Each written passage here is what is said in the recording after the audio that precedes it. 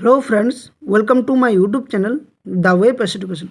So friends, target WB primary TET 2022 ইন্টারভিউকে লক্ষ্য করে আমরা যে ক্লাস সিরিজটা চালু করেছিলাম তার আজকে 51 নম্বর ক্লাস, অর্থাৎ এর আগে 50টা ক্লাস করানো আছে। এবং তোমরা যদি আমার দ্য ওয়ে পাস এডুকেশনাল চ্যানেলের প্লেলিস্টে ভিজিট করো, সেখানে কিন্তু এই যে 51 নম্বর ক্লাস দেখছো, এর থেকেও কিন্তু অনেক বেশি ক্লাস করানো আছে। এবং ইউটিউব চ্যানেলে প্রথম কিন্তু এত WB TET interview related class কিন্তু করানো হয়েছে, যেগুলো খুবই গুরুত্বপূর্ণ আপকামিং 2022 টেট ইন্টারভিউর জন্য। আর এই সমস্ত সিরিজে যে প্রশ্নগুলো করানো হচ্ছে সেগুলো বিভিন্ন টপিক ওয়াইজ রয়েছে। 2017তে যারা ইন্টারভিউ দিয়েছে তার সেই রিলেটেড কিছু প্রশ্ন রয়েছে এবং তার অনুকরণ প্রশ্ন এবং যেগুলো করা হয়েছিল সেই প্রশ্নগুলো কিন্তু দেওয়া হয়েছে এই সিরিজগুলোতে। তো যারা প্রথমে বলবো চ্যানেল নতুন, অবশ্যই চ্যানেলটি সাবস্ক্রাইব করো, বেল নোটিফিকেশান অন করো এবং ভিডিওটি শেষ পর্যন্ত দেখো, লাইক করো, বন্ধুর সাথে শেয়ার কিন্তু অবশ্যই করো। আর কমেন্ট বক্সে কমেন্ট করে জানাও যে কোনো যদি অসুবিধা থাকে, কোনো টপিক নিয়ে অসুবিধা থাকে অবশ্যই জানাতে পারো। আর এখনও পর্যন্ত যারা টেলিগ্রাম চ্যানেলে যুক্ত হওনি তার অবশ্যই আমার টেলিগ্রাম চ্যানেলে যুক্ত হবে, দ্য ওয়ে পাস এডুকেশন চ্যানেলের টেলিগ্রামে। সেখানে কিন্তু এই যে ক্লাসগুলো রয়েছে সেগুলো সম্পূর্ণ ফ্রি অফ কস্ট তোমরা সেখানে পেয়ে যাবে। এবং আমি একটা WB টেট ইন্টারভিউ রিলেটেড একটা PDF বুক ফাইল করেছি, পাবলিশ করেছি। সেটা যদি তোমরা ক্রয় করতে চাও, যেটাতে 344টার মতো পেজ রয়েছে এবং ওখানে কিন্তু দাম রয়েছে 125 টাকা। এখন পর্যন্ত 100-র বেশি কিন্তু পরীক্ষার্থীরা কিন্তু ওটা কিনে ফেলেছে। তো যারা ক্রয় করতে চাও অবশ্যই প্রথমে টেলিগ্রাম চ্যানেলে যুক্ত, ওখানে কিন্তু সমস্ত ইনফরমেশন পেয়ে যাবে। আর আরেকটা PDF আমি তোমাদের বানিয়েছি এবং এটা রেডি হয়নি, এখনও টাইপিস্টের কাছে রয়েছে, রেডি হচ্ছে, যেটা ওয়েস্ট বেঙ্গলের সমস্ত জিওগ্রাফি এবং তার সাথে সাথে 23টি জেলার সম্পর্কে একদম নিখুঁত তথ্য কিন্তু তোমাদের সামনে আমি ওই PDFটাতে তৈরি করছি। তো ওটাও আমি 2-1 দিনের মধ্যে পাবলিশ করব, তাই যারা টেলিগ্রাম চ্যানেলে যুক্ত হওনি সেখানে কিন্তু অবশ্যই যুক্ত হবে। তো চলো আজকে একটা গুরুত্বপূর্ণ ক্লাস, এবং এই ক্লাসগুলো কিন্তু তোমরা সকলেই দেখো, ভিডিওটি লাইক কিন্তু অবশ্যই করো প্রেজেন্ট হিসাবে, কারণ চ্যানেলটা গ্রো করার চেষ্টা করো, সকলেই পাশে থাকো এবং সাবস্ক্রাইব অবশ্যই করো। তো দেখো আজকে যে 51 নম্বর ক্লাস, তার আজকে প্রথম প্রশ্ন একটা রয়েছে এবং খুবই গুরুত্বপূর্ণ। এটা কিন্তু আপকামিং কিন্তু করবে এবং আগামীতেও কিন্তু করা হয়েছে। ওকে, দেখো কি বলছে প্রথম প্রশ্ন, যে প্রাথমিকে শিক্ষকতা করার জন্য DLED ট্রেনিং কেন প্রয়োজন? আগেও তো ট্রেনিং ছাড়াই কিন্তু শিক্ষক নিয়োগ হতো, এটা কিন্তু প্রশ্ন করা হয়েছিল। বলার উদ্দেশ্য একটা, যে প্রাথমিক শিক্ষকতা নিয়োগের ক্ষেত্রে DLED প্রয়োজন, কিন্তু আগে তো DLED ছাড়াই কিন্তু কি শিক্ষক নিয়োগ হতো। এর উত্তর কি বলবে না, উত্তর হচ্ছে কি না, প্রাথমিকে শিক্ষকতা করার জন্য অবশ্যই DLED অর্থাৎ ডিপ্লোমা ইন এলিমেন্টারি এডুকেশন ট্রেনিংটি করা প্রয়োজন। কারণ কি, কারণ বর্তমানে শিক্ষা ব্যবস্থাটা হলো শিশুকেন্দ্রিক। শিশু মনস্তত্ত্ব বোঝার জন্য অবশ্যই কিন্তু এই ট্রেনিংটি প্রয়োজন। কারণ আমরা সকলে জানি কি, যে আমরা DLED ট্রেনিং করেছি মানে সেখানে আমরা শিশু মনস্তত্ত্ব সম্পর্কে, বিভিন্ন মনোবিদ সম্পর্কে, কিভাবে শিশুকে একটা শিক্ষা দিতে হয়, আমরা বিভিন্ন যে টিচিং ডেমোগুলো করেছি, তারপরে এক্সটার্নাল যে টিচিং করতে গেছি, সেখানে কিন্তু আমাদের অভিজ্ঞতাগুলো অর্জন হয়েছে। অর্থাৎ এক কথায় বলা যায় যে DLED ট্রেনিং করা মানে সকলে আমরা কিন্তু হবু শিক্ষক। ওকে, তো এই DLED ট্রেনিং থেকে আমরা জানতে পারি যে একটি শিশুকে কিভাবে আমরা বুঝবো। একটি শিশুকে শিক্ষাদান করতে গেলে প্রথমে তার মানসিক, শারীরিক, বৌদ্ধিক চাহিদা, ইচ্ছা বা তার ভালো লাগা, মন্দ লাগা, এগুলো সঠিকভাবে বুঝলেই একটি শিশুকে সঠিকভাবে শিক্ষাদান করতে পারি। এবং এই DLED ট্রেনিংয়ের মাধ্যমে একটি শিশুকে সার্বিকভাবে কিভাবে বুঝবো সেই সম্পর্কে একটি বিস্তারিত ধারণাও কিন্তু পাওয়া যায় এই DLED ট্রেনিং দ্বারা, যা বর্তমান শিক্ষাক্ষেত্রে অতি প্রয়োজন। এবং অর্থাৎ এটি হবে শিশুকেন্দ্রিক শিক্ষা।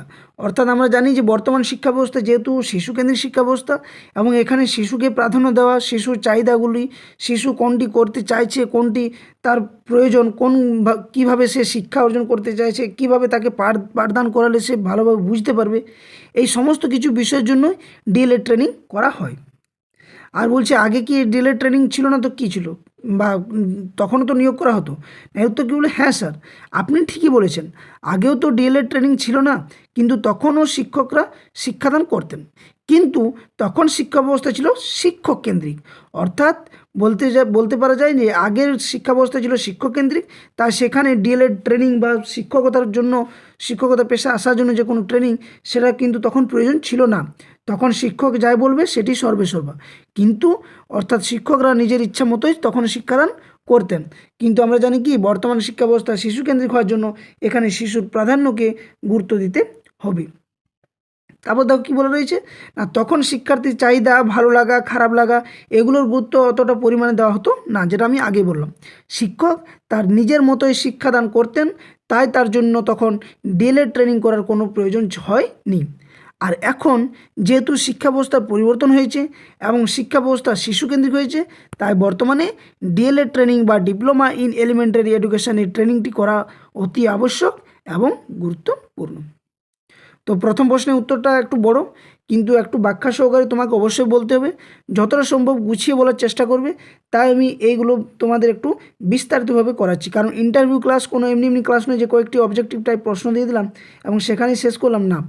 এখানে বোঝার দক্ষতা রয়েছে, বোঝার ক্ষমতা থাকা চাই, এবং যেহেতু সকলে হবু শিক্ষক শিক্ষিকা, তাই ধৈর্য সহকারে ভিডিওগুলো দেখো, লাইক করো, শেয়ার করো বন্ধুর সাথে, আর চ্যানেলের পাশে থাকার জন্য অবশ্যই চ্যানেলটি সাবস্ক্রাইব করে বেল নোটিফিকেশনটি অন করুন। ওকে, নেক্সট দেখো 2 নম্বর প্রশ্ন, যে নির্মল বিদ্যালয় সপ্তাহ কত সাল থেকে পালন করা শুরু হয়েছে এবং বর্তমানে নির্মল বিদ্যালয় পক্ষ কত সাল থেকে পালন করা হয়। সপ্তাহ, এটা পক্ষ বা পক্ষ বলবে আর কি, সপ্তাহ নয়, পক্ষ। এরপরে কত কত কত সাল থেকে পালন করা হয় না কি বলবে, 2012 সালে 10ই আগস্ট পালিত হবে নির্মল বিদ্যালয় সপ্তাহ, অর্থাৎ পালিত হতো। বিদ্যালয়ে গিয়ে দেখা হবে ছাত্রছাত্রীরা মিড ডে মিল খাওয়ার আগে পরে ভালো করে হাত ধুচ্ছে কিনা, শৌচাগার পরিষ্কার কিনা। প্রতি বছর সপ্তাহ জুড়ে কী হয়, এই কর্মসূচি পালন করা হয়। কিন্তু কি 2022 সাল থেকে এটি পাক্ষিক করা হয়, অর্থাৎ এক পক্ষকাল, অর্থাৎ যাকে বলে 15 দিন অন্তর, যা 15ই সেপ্টেম্বর থেকে 29শে সেপ্টেম্বর পর্যন্ত এটা পালন করা হয়। অর্থাৎ এর আগে ছিল নির্মল কি, এর আগে ছিল নির্মল বিদ্যালয় মিশন, যেটা 2012 থেকে, এবং নির্মল পক্ষ যেটা বিদ্যালয় পক্ষ সেটা পালন করা হয় 2022 সাল থেকে। নেক্সট দেখো 3 নম্বর প্রশ্ন, প্রত্যেকটা প্রশ্ন কিন্তু সিচুয়েশন বেসড প্রশ্ন, ফ্যাক্ট বেসড প্রশ্ন, এবং প্রত্যেকটা প্রশ্ন কিন্তু 2017-তে করা প্রশ্ন এবং তার অনুকরণে প্রশ্ন রয়েছে। তাই ভিডিওটা একদম বলবো ধৈর্য সহকারে দেখো সকলে। কী বলছে 3 নম্বর প্রশ্ন, যে ধরুন পরীক্ষায় নকল করতে গিয়ে আপনার হাতে এক শিক্ষার্থী ধরা পড়ল, এমতো অবস্থায় আপনি কি করবেন বলুন। তো দেখো এটা একটা বড় সমস্যা, এবং এই সমস্যা থেকে শিক্ষার্থীদের দূরে রাখতে অবশ্যই হবে, নইলে আগামী ভবিষ্যতে সে শিক্ষার্থী ভালোভাবে তার শিক্ষাদান থেকে ব্যাহত হবে এবং সে শিক্ষা লাভ করতে ভালোভাবে সে পারবে না।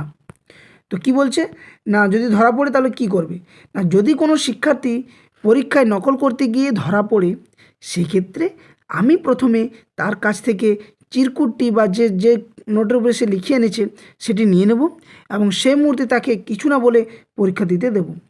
ওখানে যদি তাকে শাস্তিদান দেওয়া হয় তাহলে সে বোঝার থেকে বেশি তার খারাপ দিকটাই ধরা পড়বে, এবং কি করতে হবে তাহলে পরবর্তী সময়ে সে কেন এই ধরনের আচরণ করছে সে কারণটি অনুসন্ধান করব এবং তাকে কাছে ডেকে কিছু নৈতিক শিক্ষামূলক কথা বলবো এবং তাকে বোঝাবো যে এরকম আচরণ করা একদম কাম্য নয়।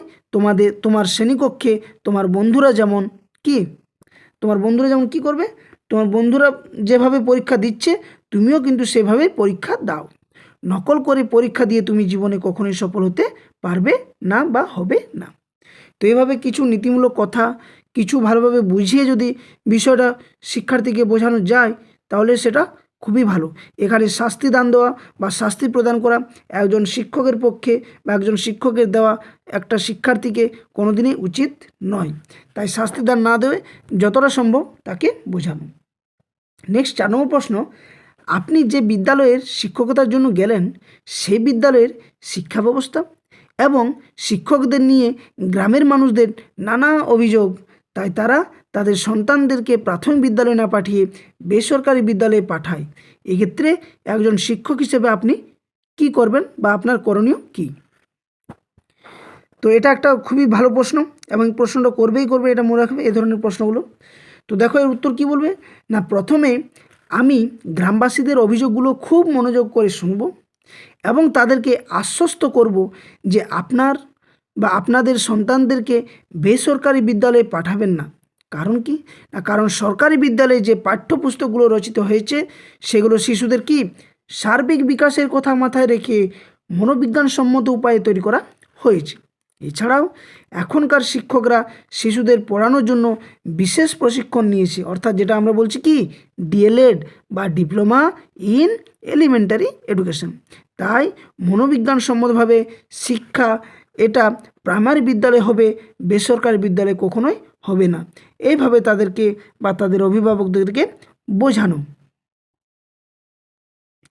নেক্সট দেখো 5 নম্বর প্রশ্ন কি বলছে না, আপনার বিদ্যালয়ের পঞ্চম শ্রেণীর কিছু শিক্ষার্থী ফ্রি ফায়ার, এটা একটা খুবই ভালো প্রশ্ন, যে ফ্রি ফায়ার নামক গেমের প্রতি আসক্তি হয়ে পড়েছে, তাই তারা বিদ্যালয়ে ঠিকমতো আসে না। এই গেম থেকে তাদেরকে বার করতে আনতে আপনি কি পদক্ষেপ নেবেন বলে মনে করেন? তো কিভাবে এটার থেকে দূরে সরা যায় বা তাদেরকে এই মানে যে বদ অভ্যেসটা তৈরি হয়েছে সেটা থেকে কিভাবে তাদেরকে দূরে রাখা যায়? কি বলবেন উত্তর?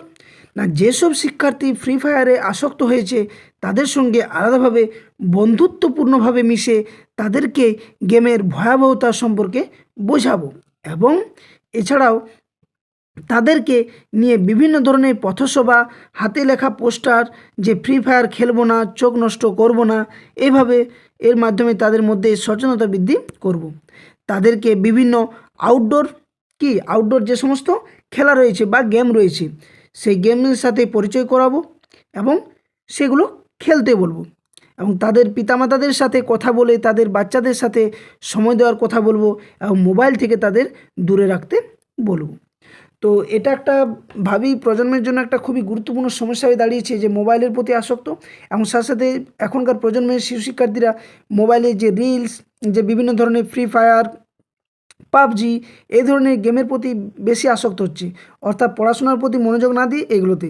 তাতে করে কি শিশু শিক্ষার্থীদের যে শারীরিক দিক সেটারও অবনতি ঘটছে, যে মানসিক একটা পড়ার প্রতি মনোযোগ সেটারও ব্যাঘাত ঘটছে, শরীর চর্চা হচ্ছে না সময় মতো, পাঠদানের প্রতি তাদের অবহেলা সৃষ্টি হচ্ছে, একটা কি অন্য মানসিকতার একটা তৈরি হচ্ছে, যাতে পরবর্তী প্রজন্মে তাদের বিভিন্ন রকমের শারীরিক অসুবিধার সাথে সাথে মানসিক অসুবিধাও দেখা দিচ্ছে। তো এইভাবে কিন্তু একজন আদর্শ শিক্ষক হিসেবে সকলেরই দায়িত্ব যে এই ধরনের যে আচরণগুলো যদি শিশু শিক্ষার্থীদের মধ্যে দেখা যায় তাহলে তাদের অভিভাবকদের সাথে তাদের সাথে কথা বলে এই সমস্ত দিক থেকে তাদেরকে দূরে সরিয়ে আনা। ওকে, নেক্সট 6 নম্বর প্রশ্ন, আপনার বিদ্যালয়ে প্রধান শিক্ষক সহ অন্যান্য সহশিক্ষক শিক্ষিকারা তারা খুবই অলস প্রকৃতির, তারা ঠিকঠাক বাচ্চাদেরকে ক্লাস করান না, এটা আপনি প্রথম দিন বিদ্যালয়ে গিয়েই বুঝতে পারলেন। এক্ষেত্রে আপনি কি পদক্ষেপ নেবেন? দেখো, এটা হতে পারে তোমরা যখন সকলে একজন শিক্ষক হিসেবে বা শিক্ষক হিসেবে বিদ্যালয়ে যাবে, যদি এ ধরনের সমস্যা দেখা দেয় তখন কি করবে? তাই ইন্টারভিউতে এই প্রশ্নগুলো অবশ্যই তোমাদের করে। তো এর উত্তর কী বলবে? না, আমি বিদ্যালয়ে গিয়ে যদি দেখি আমার বিদ্যালয়ের প্রধান শিক্ষক ও অন্যান্য সহ টিচাররা বা শিক্ষক শিক্ষিকারা তারা অলস প্রকৃতির, সেক্ষেত্রে আমি প্রথম দিনে গিয়ে এ বিষয়ে তাদেরকে কিছু বলবো না, বরং আমি আমার কাজটা সততার নিষ্ঠার সঙ্গে করার মধ্যে দিয়ে তাদেরকে কর্মে উদ্বুদ্ধ করার চেষ্টা করব। এরপরেও যদি তারা পঠন পাঠনে আলস্য দেখায়, আমি তাদেরকে বোঝাবো যে যেহেতু আমরা টিচাররা বাচ্চাদের শিক্ষাদান করানোর ক্ষেত্রে প্রতিজ্ঞাবদ্ধ, তাই এই কর্তব্য পালনে আমাদের গাফিলাতি করা উচিত নয়। তারপরেও যদি তারা না মানে, অবশ্যই আমি ঊর্ধ্বতন কর্তৃপক্ষকে বিষয়টি জানাবো বা অবগত করাবো। তো এইভাবে কিন্তু যদি সমস্যাগুলো দেখা দেয়, অবশ্যই কোনোভাবেই তোমরা কিন্তু এই ধরনের প্রশ্ন বললে নেগেটিভ কমেন্ট কোনোভাবেই করবে না, যতটুকু পারার গুছিয়ে বলবে এবং সত্যতা, নিষ্ঠা, সততার সাথে বিষয়গুলো উপস্থাপন করবে।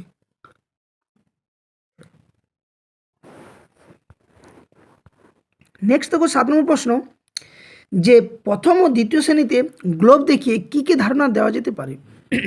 ডেমো যে ক্লাসগুলো রয়েছে সেখানেও কিন্তু একটা গ্লোব একটা খুবই গুরুত্বপূর্ণ টিএলএম বা টিচিং লার্নিং ম্যাটেরিয়াল বা শিক্ষা সহায়ক উপকরণ। তো প্রথম ও দ্বিতীয় শ্রেণীতে গ্লোব দেখিয়ে কী কী ধারণা দেওয়া যেতে পারে? না, প্রথম ও দ্বিতীয় শ্রেণীর বাচ্চাদের বেশি ধারণা দিলে বুঝতে পারবে না বা বুঝবে না, সেক্ষেত্রে আমি তাদেরকে প্রাথমিক ধারণাগুলি দিতে পারবো। যেমন একটি বৃত্তের ধারণা, আমাদের পৃথিবী একটা ক্ষুদ্রতম মডেল হলো এই যে গ্লোব, আর এখান থেকে কিছু মহাসমুদ্র, মহাদেশের অবস্থান দেখাতে পারি। এতে তাদের একটি পৃথিবী সম্পর্কে যেমন ধারণাবোধ তৈরি হবে, সাথে সাথে কি তারা জানবে পৃথিবী সম্পর্কে, যে পৃথিবীর মধ্যে কি কি রয়েছে, যেমন সাগর, সমুদ্র, পাহাড়, পর্বত, এই দু একটা বিষয় জানবে। আবার তাদের কল্পনা শক্তিরও বিকাশ ঘটবে। একটি বৃত্ত বা গোলাকার চিত্র সম্পর্কেও তাদের কিন্তু ধারণা জন্মাবে, এবং এই গ্লোব থেকে কিন্তু অবশ্যই কিন্তু প্রশ্ন করে। ওকে, নেক্সট দেখো 8 নম্বর প্রশ্ন, যে কুসংস্কার কি ছাত্র সমাজের পক্ষে ক্ষতিকর, আর যদি হয়ে থাকে তাহলে কেন? না, প্রথমেই বলবে হ্যাঁ স্যার, কুসংস্কার অবশ্যই, কারণ একটা খুবই খারাপ বিষয়। তো বলবে হ্যাঁ স্যার, আমার মনে হয় কুসংস্কার ছাত্র সমাজের পক্ষে ক্ষতিকর। কারণ কি না, কারণ আজকের দিনে দাঁড়িয়ে ছাত্র সমাজ যদি কুসংস্কার আচ্ছন্ন হয়ে থাকে, সেক্ষেত্রে তাদের মধ্যে যে বিজ্ঞান মানসিকতা গড়ে তুলতে কষ্টসাধ্য হবে বলে আমার মনে হয়। কারণ কুসংস্কার মানুষকে অনেক ভুল পথে চালিত করে, এবং কুসংস্কার ছাত্র সমাজকে এগিয়ে নিয়ে যাওয়ার পথে অনেক বাধা সৃষ্টি করে। তাই কুসংস্কার মুক্ত সমাজ গড়ে তুলতে গেলে প্রথমে আমাদের বাচ্চাদের মধ্যে কুসংস্কার দূর করতে হবে। দেখবে আমাদের যখন অনেক সময় সূর্যগ্রহণ যে চন্দ্রগ্রহণ ঘটে, তখন আমরা কি ঢোল ধামসা মাদল বাজিয়ে বা খাবার আগে খেয়ে নেওয়া, বা যদি যতক্ষণ গ্রহণ থাকে খাবার না খাওয়া, এই ধরনের কুসংস্কারগুলো কিন্তু খুবই দেখা দেয়। এবং বিভিন্ন আমাদের পরিবেশ যে বইগুলো রয়েছে সেখানে কিন্তু খুব ভালোভাবে দেওয়া রয়েছে, এবং এটা থাকা জানা সত্ত্বেও শিক্ষার্থীরা যদি এই কুসংস্কারে আচ্ছন্ন হয়, তাহলে কি তারা ভাবি প্রজন্ম কিন্তু একটা নষ্ট হয়ে যাবে, এবং কুসংস্কারের প্রতি তাদের কি ওদিকে তারা কিন্তু অগ্রসর হবে। তাই কুসংস্কার ছাত্র সমাজের পক্ষে একটা ক্ষতিকর, এবং এটা শিক্ষক শিক্ষিকা মহাশয়দের খুবই দায়িত্বপূর্ণ বিষয় হচ্ছে যে শিশু শিক্ষার্থীদের বা ছাত্র সমাজকে এই কুসংস্কার মুক্ত পথে চালিত করা। ওকে, নেক্সট দেখো 9 নম্বর প্রশ্ন, যে প্রথম দিন বাচ্চাদের এবিসিডি অ আ কীভাবে শেখাবেন? যখন তুমি প্রথম দিন বিদ্যালয়ে যাবে তখন কীভাবে শেখাবে?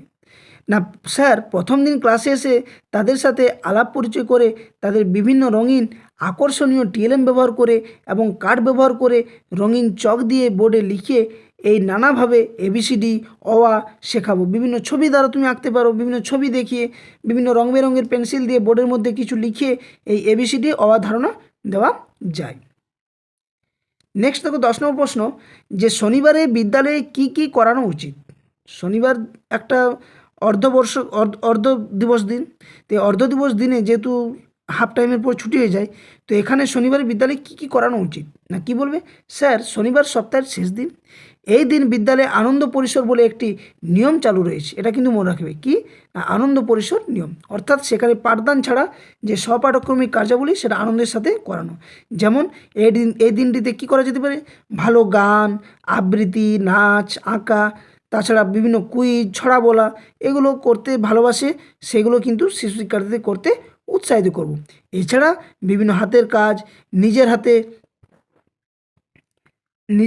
নিজের যে কাজগুলো রয়েছে সেগুলো নিজেকে পরিষ্কার রাখতে হবে, কিভাবে এগুলো করতে হয় সেভাবে তাদেরকে উৎসাহিত করা দরকার। যেমন নখ চুল, নিজের শরীরকে ভালোভাবে যত্ন নেওয়া, পরিষ্কার করা, এই বিষয়গুলো তাদেরকে অবগত করানো এই শনিবারের একটা গুরুত্বপূর্ণ দিনে।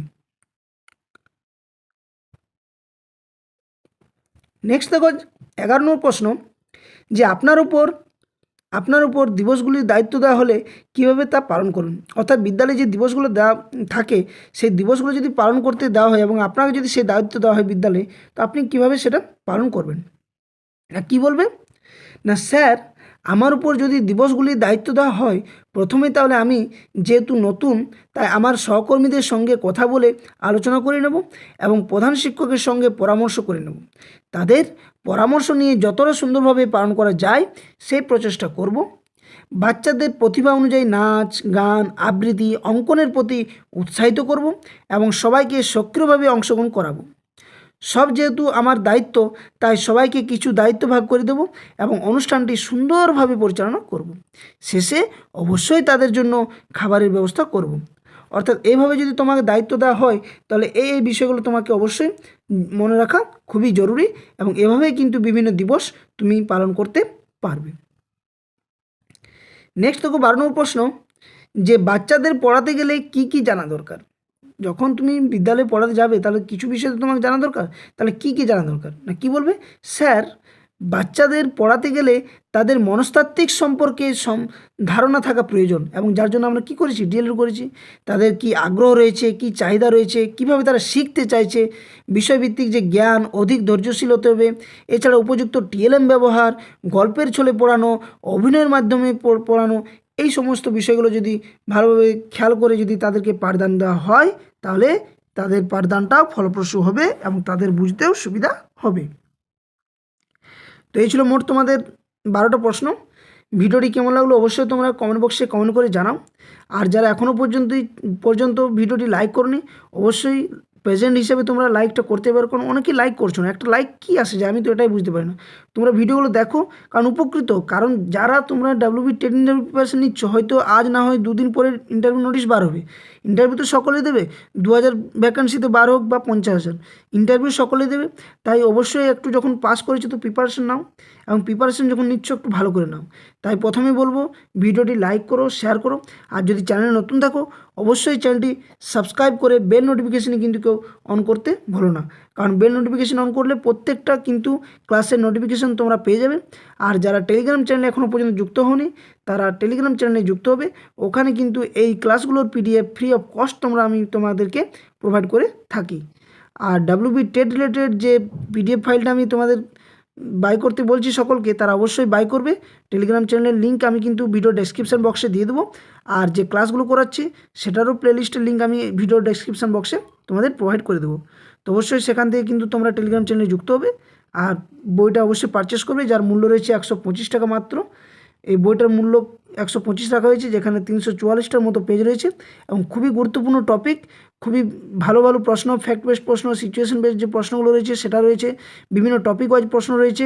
তাছাড়া ক্লাস প্রাইমারি থেকে ক্লাস 5 পর্যন্ত যে প্রাথমিক বিদ্যালয়ের বই, সেই বইয়ের প্রশ্ন, তার সংক্রান্ত বিভিন্ন তথ্য যেগুলো ইন্টারভিউর জন্য জানা তোমার একদম আবশ্যক। ওকে, তো ভিডিওটি এখানে শেষ করছি। যদি ভালো লাগে লাইক শেয়ার অবশ্যই করো। ওকে, ধন্যবাদ। জয় হিন্দ।